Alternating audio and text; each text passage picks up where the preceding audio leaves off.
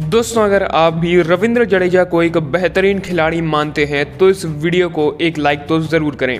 दोस्तों, भारत और ऑस्ट्रेलिया के बीच खेला गया पहला T20 जीत हार से ज़्यादा कंकशन सब्स्टिट्यूट की वजह से याद रखा जाएगा। भारतीय टीम ने 2 खिलाड़ियों के बूते मुकाबले में जीत हासिल की। पहले रविंद्र जडेजा, जिन्होंने अंतिम ओवर्स में ताबड़तोड़ 23 गेंदों में 5 चौके और एक छक्के की मदद से 44 रन ठोके। दूसरे युजवेंद्र चहल, जिन्होंने 4 ओवर्स में 25 रन देकर 3 विकेट चटकाए। जड्डू की वजह से ही भारत 161 रन बना पाया। बल्लेबाजी के दौरान हेलमेट पर गेंद लगने के कारण जडेजा फील्डिंग करने नहीं आए। युजवेंद्र चहल को बतौर कंकशन सब्स्टिट्यूट भेजा गया और चहल के प्लेइंग 11 में शामिल होते ही विश्व क्रिकेट में अब एक नई बहस छिड़ चुकी है। जी हाँ, आपको बता दें, ऑस्ट्रेलिया के कोच जस्टिन लैंगर दूसरी पारी शुरू होने से ठीक पहले काफ़ी नाराज़ नजर आ रहे थे। वो जडेजा की जगह चहल को बतौर कंकशन सब्स्टिट्यूट भेजे जाने के खिलाफ थे। उन्होंने मैच रेफरी से काफ़ी देर तक बहस भी की, लेकिन उनकी बात नहीं मानी गई और उसके बाद जिस तरह का चहल ने प्रदर्शन दिखाया वो तो हम सभी ने देखा। दूसरा मैच खत्म होने के बाद भी ऑस्ट्रेलिया के कई सारे दिग्गजों ने आईसीसी से शिकायत की है और कहा कि इस पर भारतीय टीम को सजा मिलनी चाहिए और इस नियम को हटा देना चाहिए। दिग्गज खिलाड़ी रिकी पॉन्टिंग ने कहा कि आईसीसी का ये नियम बिल्कुल भी ठीक नहीं है। हम सिर्फ एक चीज़ कह रहे हैं कि कंकशन सब्स्टिट्यूट उसी खिलाड़ी की तरह होना चाहिए। जडेजा एक ऑलराउंडर हैं और वो अपनी बल्लेबाजी कर चुके थे, और वहीं दूसरी तरफ चहल एक प्रॉपर गेंदबाज हैं। ऐसे में चहल को उनकी जगह नहीं आना चाहिए था। दोस्तों, इसका जवाब देते हुए पूर्व भारतीय सलामी बल्लेबाज वीरेंद्र सहवाग ने कहा कि भारतीय टीम रविंद्र जडेजा के कंकशन विकल्प को लेने में बिल्कुल सही थी, क्योंकि सिर की चोट से संबंधित लक्षण गेंद लगने के 24 घंटे बाद तक भी दिखाई देते हैं और हम देख सकते हैं कि चोट काफ़ी ज़्यादा गहरी है। तभी जडेजा अगले 2 T20 मैचों से बाहर भी हो गए हैं। सहवाग ने कहा कि जब एक बार स्टीव स्मिथ को सर पे गेंद लगी थी तो मार्नस लबुशेन उनकी जगह बल्लेबाजी करने आए थे और उन्होंने रन बनाए थे, इसीलिए ऑस्ट्रेलिया को भी यह फ़ायदा मिला था। इसीलिए मुझे लगता है कि ऑस्ट्रेलिया को शिकायत नहीं करनी चाहिए। हालांकि दोस्तों, आपको बता दें कि इस मैच में आईसीसी ने भारतीय टीम पर स्लो ओवर रेट की वजह से 20% मैच फीस का जुर्माना लगाया है। हालांकि ये जुर्माना कंकशन सब्स्टिट्यूट को लेकर बिल्कुल भी नहीं है। ऐसे में दोस्तों, अब आप हमें नीचे कमेंट करके एक बात ज़रूर बताइए कि आपको ये रूल कैसा लगा। क्या जडेजा की जगह चहल का आना सही था या नहीं? अपनी राय नीचे कमेंट में ज़रूर दीजिएगा। पावर प्ले में ऑस्ट्रेलिया की टीम ने बेहतरीन बल्लेबाजी की थी और ऐसा लगने लगा था कि ये मैच भारत की पकड़ से बहुत दूर जा चुका है, लेकिन दोस्तों पावर प्ले के बाद भारतीय गेंदबाजों ने पूरा का पूरा मैच पलट दिया।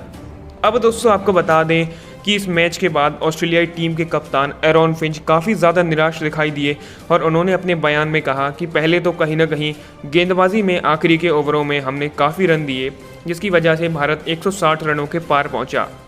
अंत में रविंद्र जडेजा की तूफानी बल्लेबाजी की वजह से भारत ने कहीं ना कहीं 15 से 20 रन और जोड़े। इसके बाद बल्लेबाजी में हमने अच्छी शुरुआत की थी, लेकिन अगर पावर प्ले के बाद भी हम थोड़ा संभल कर बल्लेबाजी करते तो शायद आज नतीजा कुछ और होता। दोस्तों, फिंच ने आगे ये भी कहा कि इस मैच में हमारे साथ बेईमानी भी हुई है, क्योंकि युजवेंद्र चहल टीम का हिस्सा नहीं थे और फिर उन्हें गेंदबाजी का भी मौका मिला और उन्हीं की वजह से पूरा का पूरा मैच पलटा। अगर जडेजा गेंदबाजी करने आते तो शायद हम मैच जीत पाते, लेकिन क्रिकेट के इस नए नियम को मैं नहीं समझ सकता हूं कि आखिर एक प्रॉपर गेंदबाज युजवेंद्र चहल को जडेजा की जगह क्यों लाया गया।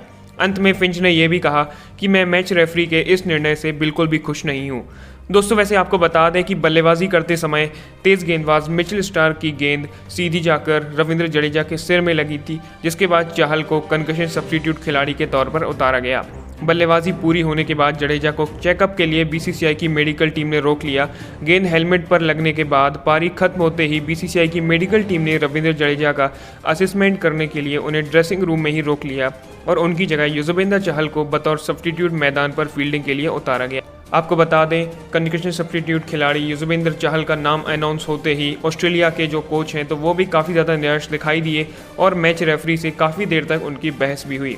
जडेजा ने महज 23 गेंदों में ही नाबाद 44 रनों की पारी खेली। इस दौरान जडेजा के बल्ले से 5 चौके और एक छक्का आया।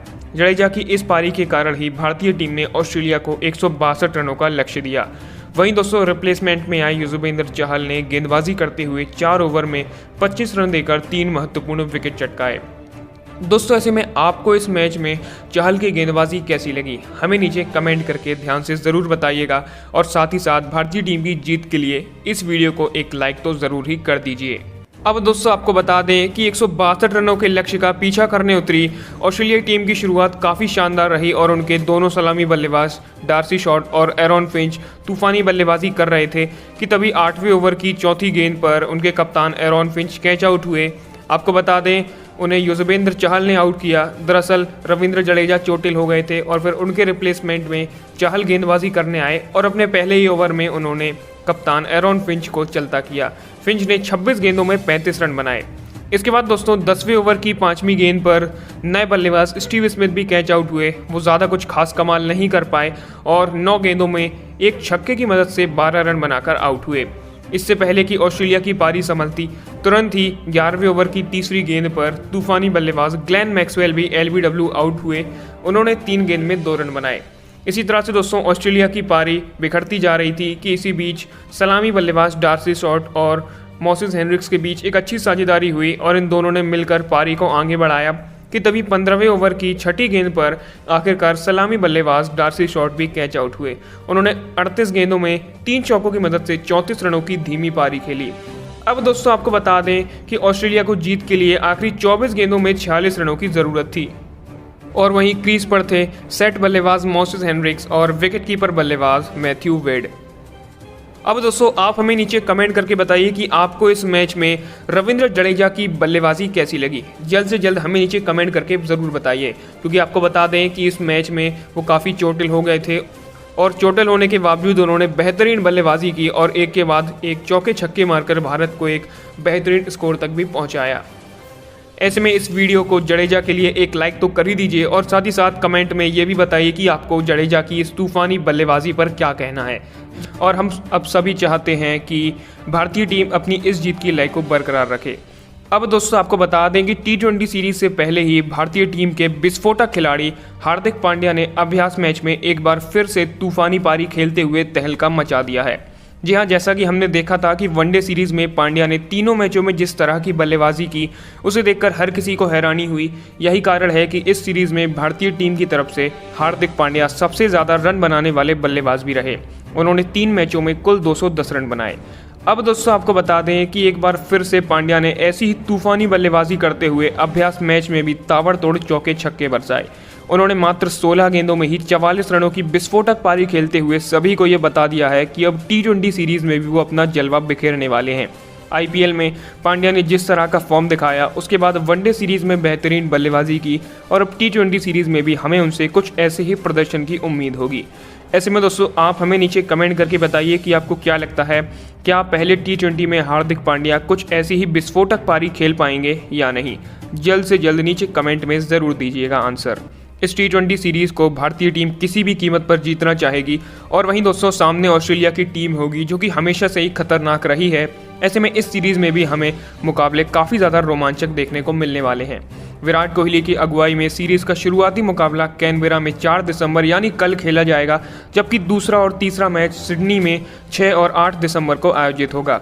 दोस्तों दिलचस्प ये है कि वनडे सीरीज़ के 3 मुकाबले भी इन्हीं जगहों पर खेले गए थे और अब T20 सीरीज़ की मेज़बानी भी यही 2 शहर करेंगे।